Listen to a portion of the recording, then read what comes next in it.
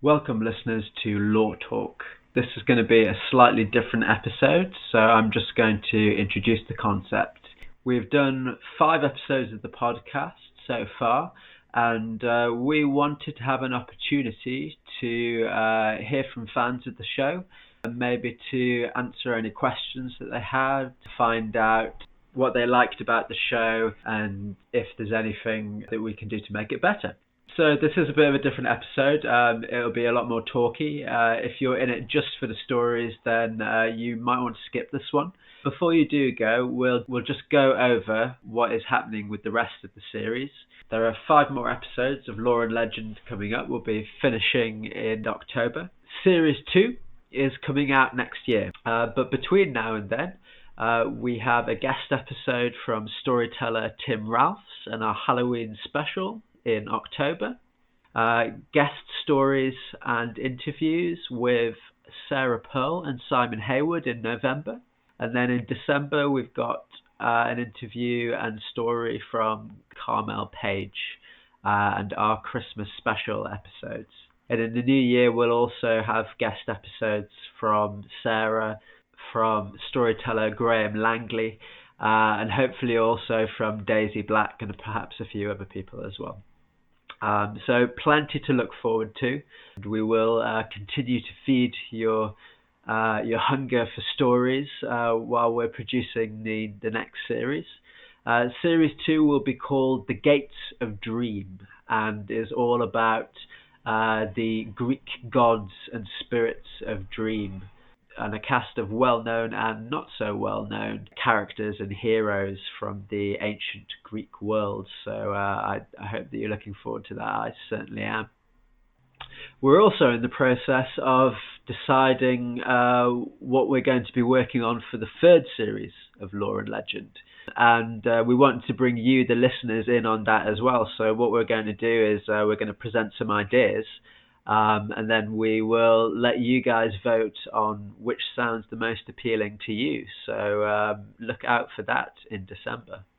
So yeah, we've enjoyed producing this episode. I think part of the nature of lore and folklore is you could talk for hours about some of the different subjects, and it's sometimes a struggle editing it all down, which is just another argument really for checking out our supporters page on Facebook, where if we wish, we can carry on the conversation through the comments section, expand on some of these details.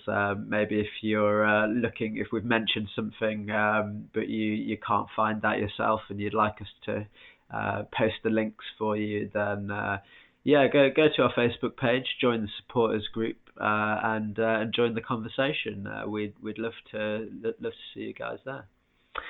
Let's get on with the episode.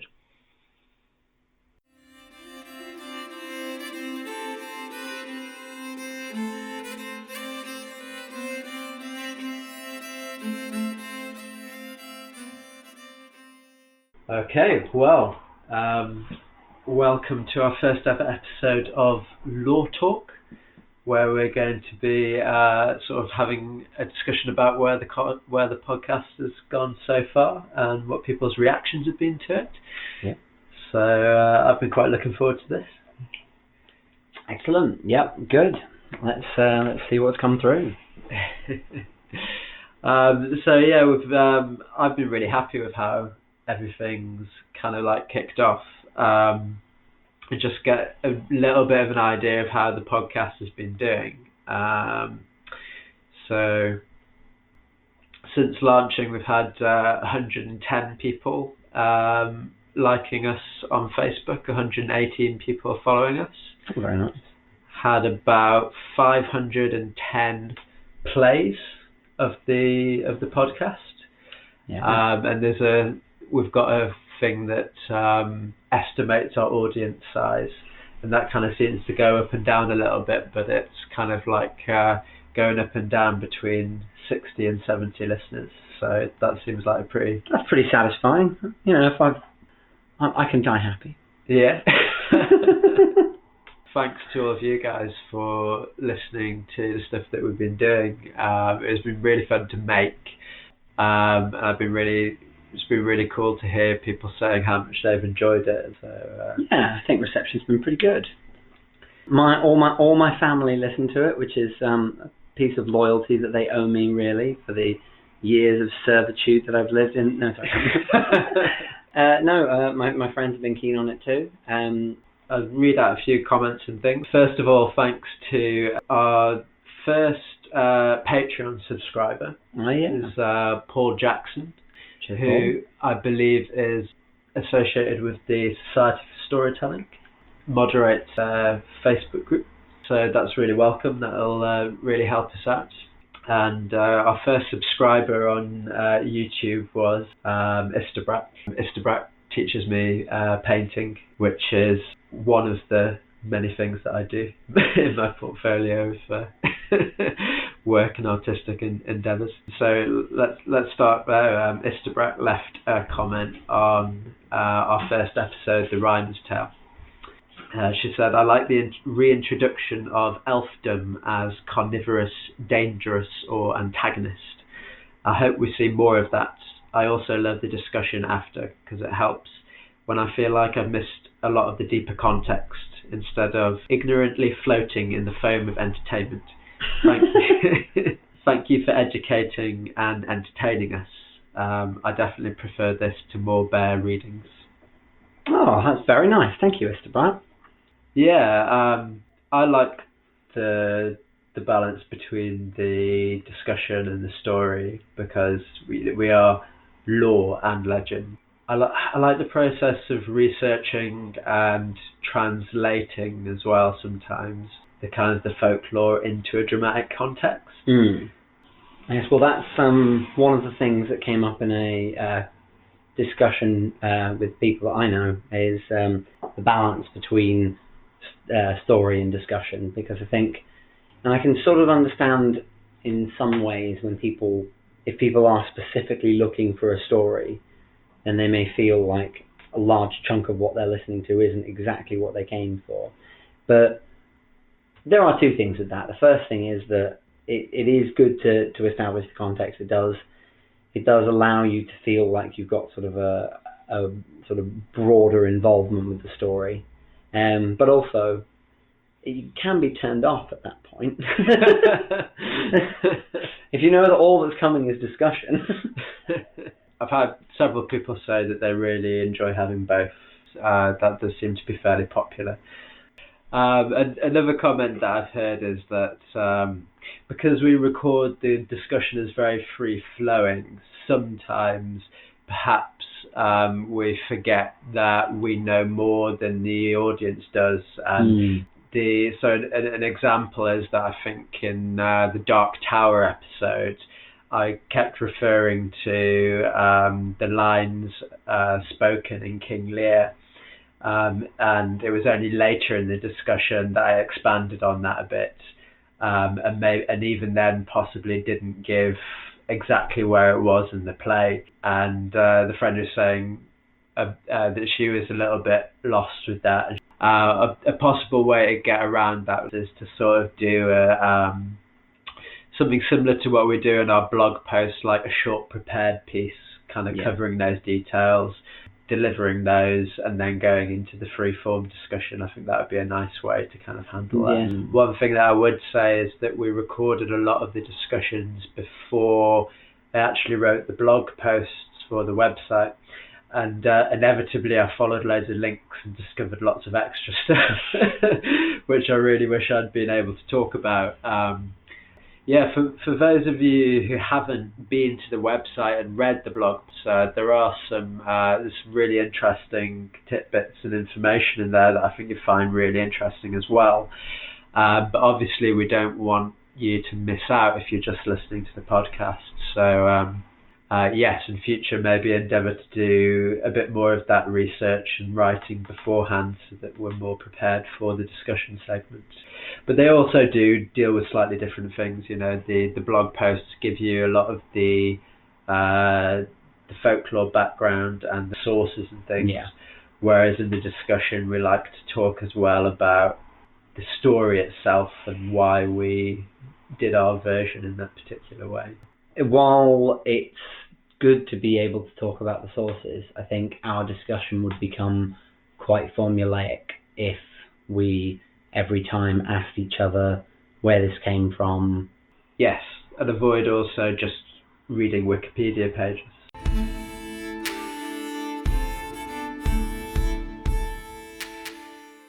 So, for anybody who was wondering, the lines about Childe Roland in King Lear are in Act 3, Scene 4, when Lear kind of runs out onto the heath from his daughter Goneril's castle in the middle of a storm.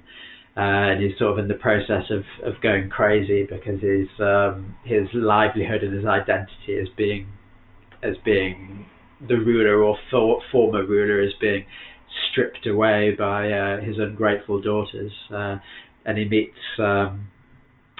Edgar, who's a character who's he's been accused of conspiring to kill his father, and he disguises himself as a mad beggar called Tom of Bedlam. And amongst his many mad ramblings, Edgar spouts the verses, "Childe Roland to the Dark Tower came, his word was still, fie, foe and thumb, I smell the blood of a British man." So that's how we know about the fact that there was a legend about Childe Roland as far back as that time. We ran a Twitter poll on which episodes people enjoyed the most, and last time I checked, the Dark Tower was winning. Oh. And we've got a comment here from Ian Tovey. Hi Ian. He said, "I enjoyed the Dark Tower as it gave a plausible explanation as to why Roland has to cut people's heads off." Yes. But he said, "To be honest, I've enjoyed all the episodes. Having just started on the storytelling road, it's interesting to see somebody adding their own ideas to old stories with such confidence. Keep up the good work and looking forward to future stories." No, cheers, Ian. Yeah. To be fair, I think Ian's got a point. The Dark Tower is a very, very good episode. Oh. But I have to say that I really enjoy King Orfeo. That's one of my favourites. Excellent.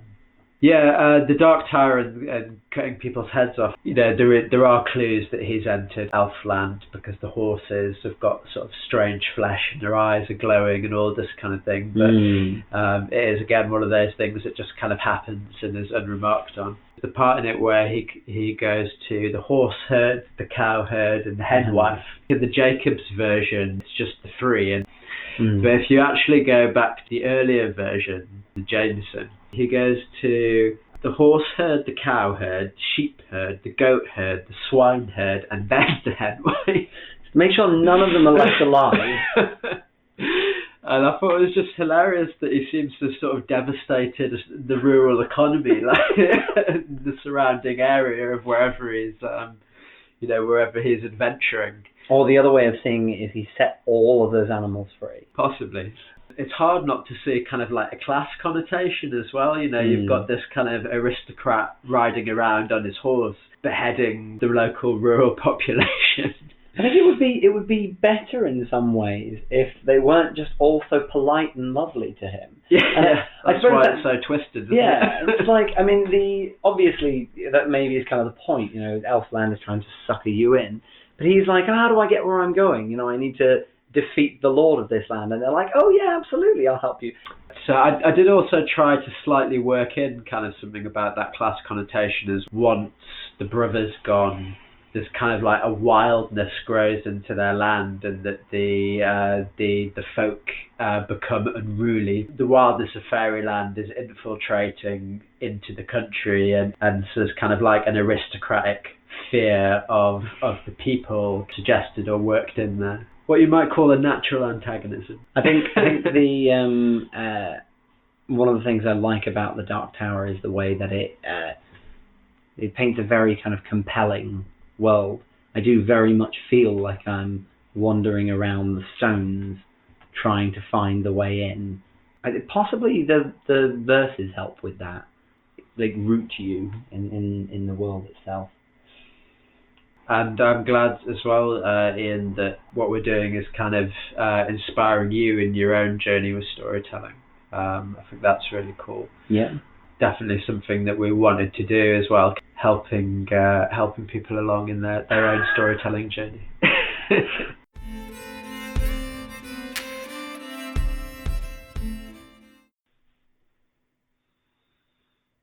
Okay, so this is the time in the show when we're going to talk about, as we've said in the past, we don't want to slap a load of adverts in the middle of our podcast. You know, for a storytelling podcast, that's not something that we want to do to yank you out of it. But sometimes sponsorships can be useful. They can help bring in a little bit of money. And this is around about the point in these Lore Talk episodes when we might share a sponsorship message or something like that if it helps us. But this time I'm just going to give a shout out to some of the services that we've used and some of the tools that have helped us on the podcast. So we're using Anchor to create our podcast, and that's a service that makes it really simple. As long as you've got a phone or a laptop or a desktop with a working microphone, they've got the basic tools to put together a podcast on there, and the hosting is entirely free. So that's been great. We do some more advanced audio work than you can do on Anchor, but the software that we use to do that is called Audacity, and it's completely free software that you can download off the internet. So those are all great tools. Anchor's also distributed us to all of the different podcast platforms. So some of you are listening to us via Apple, via Google. We also create a YouTube video because some people, myself included, prefer to listen to things through the YouTube app. We use another great free app to create those videos simply and quickly. It's called Headliner. And that lets you upload some audio, upload an image, and put a audio visualization bar straight onto the video. So this has really allowed us to put together something that looks and feels really good without having to spend an awful lot of money on fancy software. And that's absolutely great for creatives like us. One service in particular that I am going to highlight is Podcoin. I can't actually remember who first referred me to Podcoin, but it is an app discovery service where you can earn Podcoins, which is a kind of digital currency that you can then convert into vouchers and use with some online retailers, or which you can use to donate to charity. The Podcoin app has been really useful for promoting us to new listeners. As soon as we put Lore and Legend onto Podcoin, we saw a huge jump in the number of listens that we had. They gave us an introductory bonus status, which meant that they promoted us, and people who listened to the podcast could earn more Podcoins for listening to our episodes.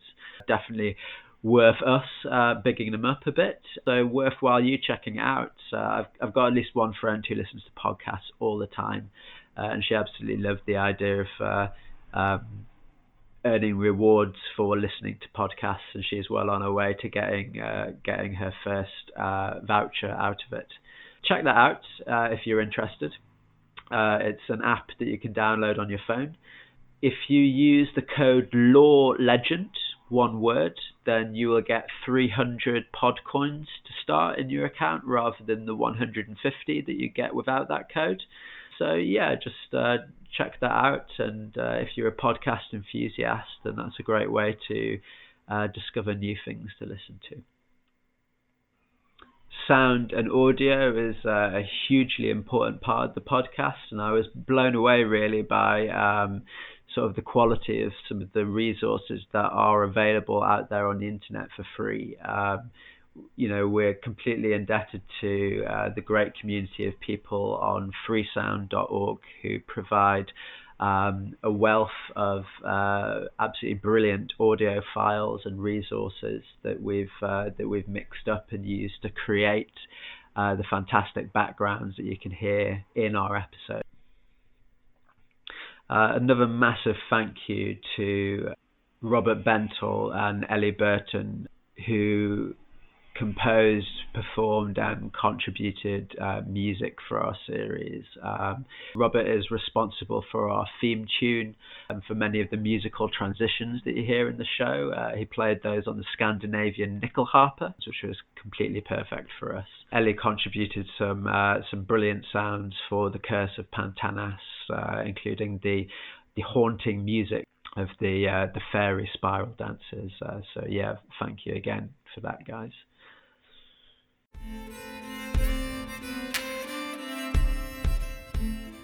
Okay, so we did post links to our message inbox on social media. We've got one message, and this is from Lisa. Let's listen. Let's have a listen. Hi, Rick and Seb. I'm really enjoying the podcast so far, especially the Buried Moon episode. And for a lot of the same reasons that were mentioned in the discussion, the appearance of all the creatures that go bump in the night. But you don't really spend too much time describing what they are other than the mysterious bugbear. So what I'm wondering is if there are any prevailing or agreed upon versions of creatures like the night walkers, shadow crawlers, grims, and snags, or if those are things that you invented for this story. Cool. Well then, Rick, that's one for you, I feel. Thanks, Lisa. Great comment. And thanks for being brave enough to leave a voice message. Hopefully other people will follow the example. In the original version, as sort of recorded and written down, the dark things, the things that dwelt in the darkness, the bogies and the crawling horrors, witch bodies and bogles. We talked about the kind of shape-shifting nature of some of these things. When we're talking about witch bodies, I think what we're really talking about are either actual witches, and they do talk about their spells, or witches' familiars, which are sort of the spirits that kind of attend on witches. Yes. And they show up again in one of our later tales, The Laidly Worm. Other words that are sometimes used are witch wives. Some of the texts also just call them imps. Sometimes that can be the fun of it. You know, you can try to imagine for yourself what some of these things are. The bogles, Wikipedia tells us that bogle, or bogil is a Northumbrian and Scots term for a ghost or folkloric being, and is used for a whole variety of different folkloric creatures. A bogey, bogeyman, just generally a scary thing. In the original text of Childe Roland, he actually calls the king of Elfland a bogle at one point. It just sounds so sort of diminutive. The bogle does not sound like a horror. I did read about bugbears. There's some plays from the 16th and 17th centuries called The Buggbears, and a play about two amorous bugbears, which sounds interesting. Which I can't access online, but I may be able to get out of Sheffield Library. I may come back bearing more bugbear knowledge at some point.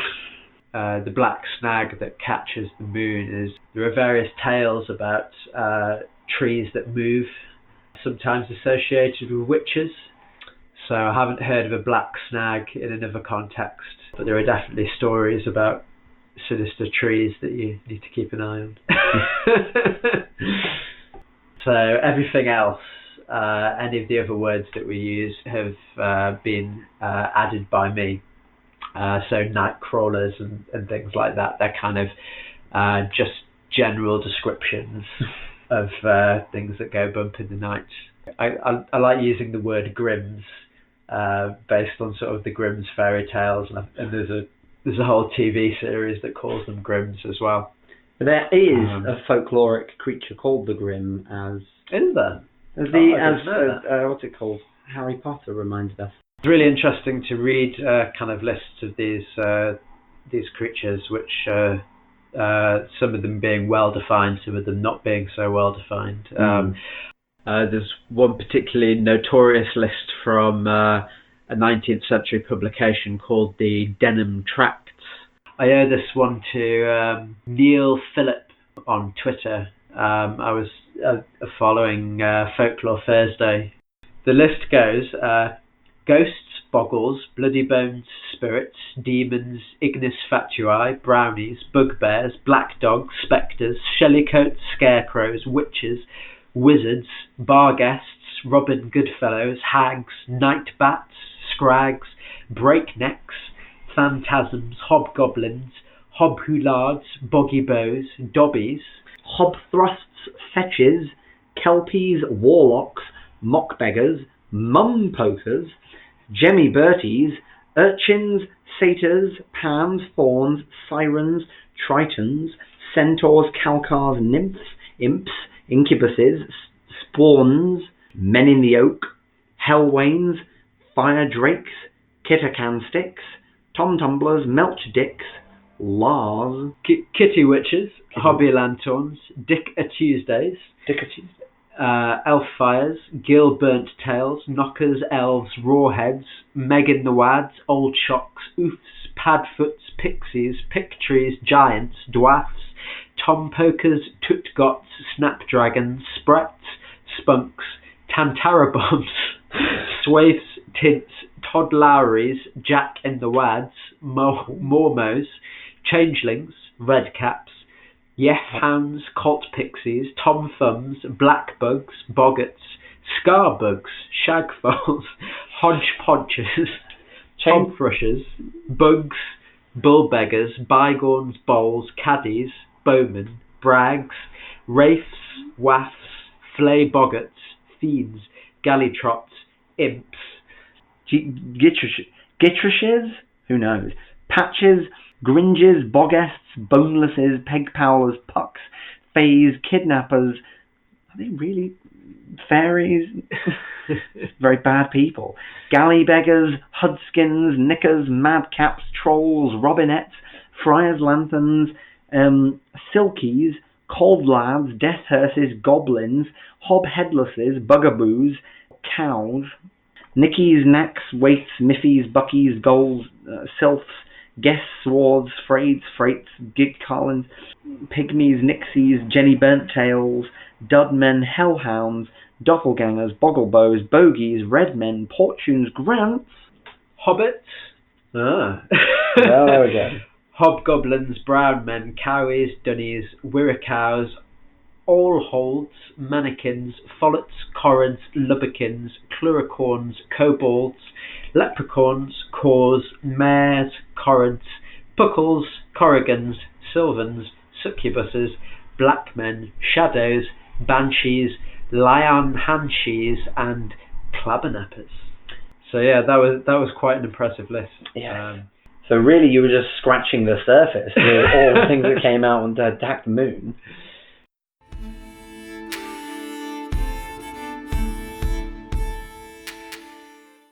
Another thing that you can find on the blog posts is we actually cover folk music.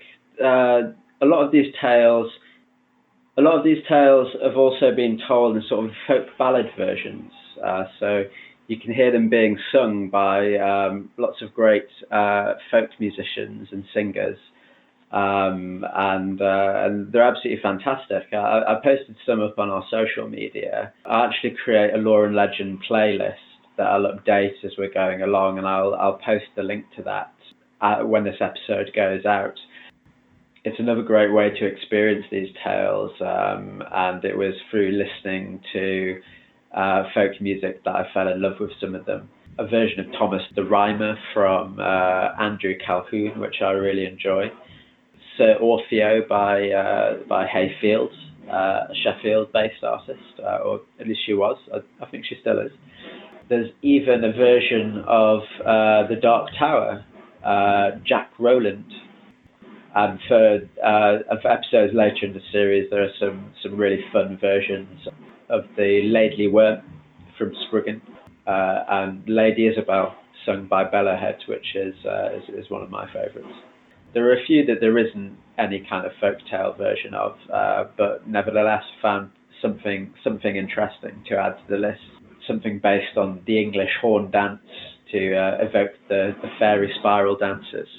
A love song from Brig, which we said in the discussion for the buried moon might be the locale in which the buried moon is set. So yeah, if you haven't checked out the blog posts, I'd go and do that just to listen to some of the great music on there, and yeah, give the Spotify playlist a listen, because if you don't, you're missing out.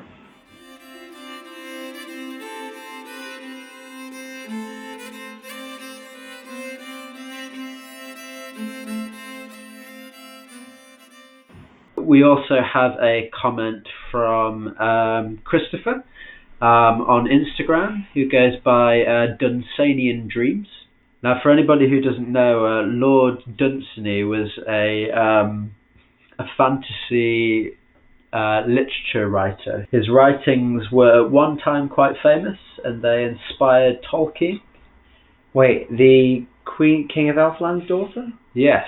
So one of the books that I read when I was researching various things about Elfland was The King of Elfland's Daughter, which was a book by Lord Dunsany. So I was interested when we were suddenly followed by Dunsany in Dreams. They have a Reddit page, www.reddit.com/r/Lord Dunsany. Which is apparently a gathering of Dunsany enthusiasts. Christopher says, as for Dunsany, he's quite honestly one of the most discarded and inspirational figures of literature in recent memory. I'm convinced that his revival in the popular imagination is soon to be upon us, as people look to escape the drab and uninspired concrete of modern life. And he also recommends checking out The Dreamer's Tale and The Book of Wonder. There's some of his best works. Perhaps check those out. We do come on to folklore and fantasy as escapism in a future discussion. Chris said that he really enjoys the show, but one of the things that he did mention, and that has come up a few times, is that he thinks the sound is a bit muffled. Mm-hmm. Have you had any comments about that? Yeah, I've definitely heard people say that there's something that we need to do with regards to the sound to make it sound clearer, because our recording equipment is, it's not out of a shoebox. Yeah, it's a fairly good microphone, but nevertheless, somewhere along the line, we're not getting the performance out of it that we should, and we're not quite sure why. Possibly something to do with compression. But anyway, I guess the main thing to say about it is that we've already recorded the series, so unfortunately there won't be a dramatic change over the next couple of weeks. But we're going to try some things out and talk to some other podcasters, and we'll do our best to clear that up for series 2. But Chris said that was just a suggestion, not a criticism. Yeah, people seem to be saying that despite a slight problem with the sound, maybe in that degree people have really been enjoying it, and yeah, not at all, Chris, don't worry about that. We want you to have the best listening experience possible, so any feedback on that kind of thing is useful. We're just trying to find the best way to address it at the moment. So the other things that Chris says are that the Folklore Society sounds immensely interesting. It's hard to find people invested in tales that are rooted in tradition. And he'd love to know what our favourite books are during our studies into folklore.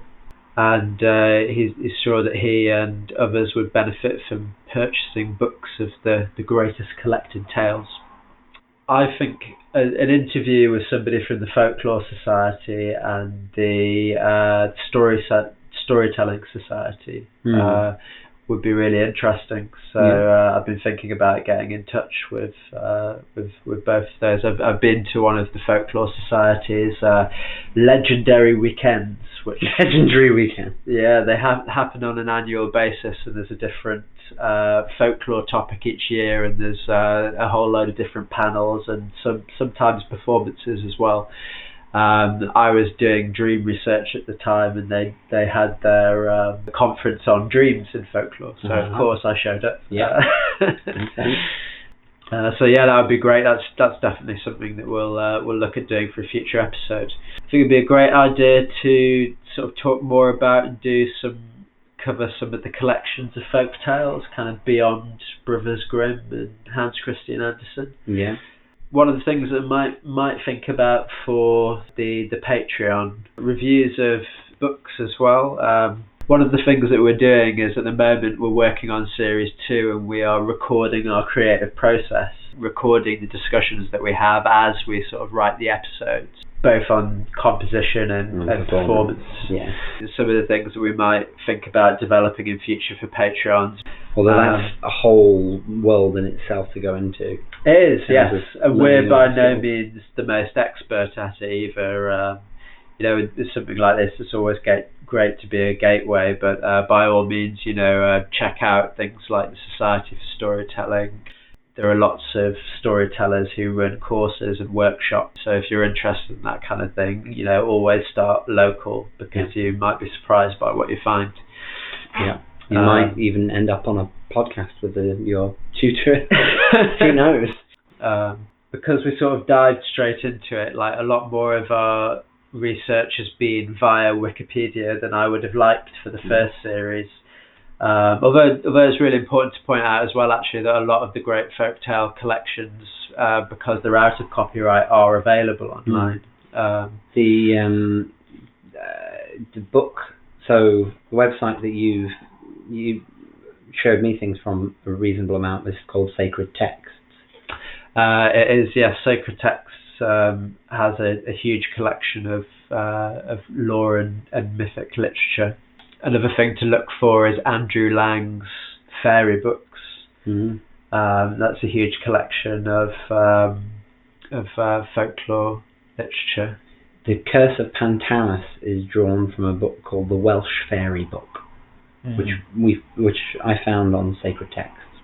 I found a resource that wasn't a book of tales as such, but was tracing threads through folklore in British folklore across time, which is called The Land of the Green Man: A Journey Through the Supernatural Landscapes of the British Isles by Caroline Larrington.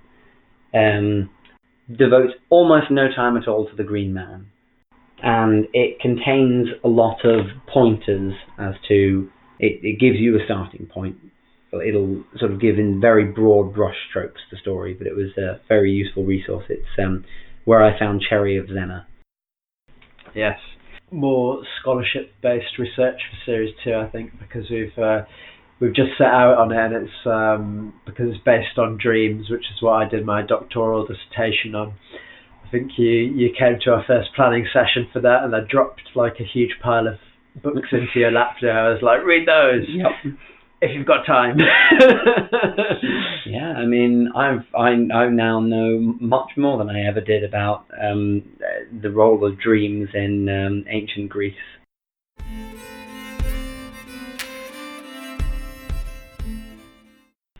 Yes, I've been really happy with people saying that they really like the way that we're doing the podcast. They really like the audio work, the sound and the music and that kind of thing. And that was really great for me to hear, because I had an idea of what I wanted this podcast to be. And I feel like I'm happy with what we've managed to make, and it's really great to hear other people saying how much they're enjoying it. Yeah. And just the particular way that we're doing it as well is because there are other myth and legend podcasts out there, aren't there? Yeah. So, I mean, for example, I've got a friend Graham, who does his own podcast called Tales of the British Isles, sort of naturally, because obviously this season it is British folklore, and we're both doing a version of the Buried Moon and the Rhymer's Tale, which I've listened to quite a bit of Graham's podcast. Yeah, when I first started listening, there are various ways you could come at several of these stories, especially the Rhymer's Tale, because there's the ballad version and the romance version and Walter Scott's version, and he chose a very similar way to come at it as we did. He started in the feasting hall with that presentation to the lords and ladies, and like, oh no, it's going to be the same. But the podcasts are so different, the style is so different, and he talks about the different versions as he tells the tale. When you're dealing with myths and legends, it's a common treasury of tales, so people will go over the same things. Yep. We talked about before how different storytellers tell a story is really important. The way that I like to tell a story is kind of that deep immersion in the characters. So I like these other podcasts. Some of them can be really funny. So people often make an awful lot out of the occasionally weird sexual politics or whatever, of like knights coming along and murdering another knight, and then the lord's lady like instantly being up for like remarrying and all that kind of thing. And yes, sometimes that is a bit funny, but reading some Arthurian text, there's one where you can see all of these apparently damsels in distress, kind of lost in the woods, kind of being saved by knights and things. But actually, as you read it, what you start to realise is that usually these women are specifically looking for or tasked with searching out a knight or a hero or whatever. They're actually leaders of their community, being incredibly pragmatic, dealing with the social realities of their time. I don't think, though, I think that there's a great value in performing that kind of contextual analysis, but I don't think there's no value in the humour derived from... Oh, I didn't say there was no value. I was saying that I hear quite a lot of that on a lot of these other podcasts, and we don't have the other thing at the moment where you don't take yourself out of the narrative to look at it with an arch eye from our terribly enlightened modern perspective, which is how that kind of comes across sometimes. Yeah, I can see it, but I think in a way there's also, because we come from a background of people who really like stories and really are just on board with folklore immediately. If you view it with a sort of humorous modern eye, you draw in people who would otherwise sort of view this sort of thing as kind of archaic. You see, my partial argument there is that if you contextualize something well enough, communicating that context in a way that people can understand, like in Childe Roland, making it clear that these characters represent guardians of the fairy world or whatever, which the text, if you read off the bare face of it, because it's missing that understanding. So if I was going to write a tale, an Arthurian tale, then I would do work to communicate where these characters are coming from. I agree, but all the same, there is work that can be done with humour that can't necessarily be done without it. I would listen to two different things at two different times.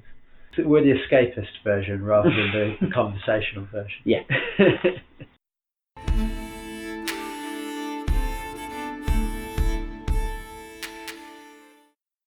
So yeah, thanks everybody for listening.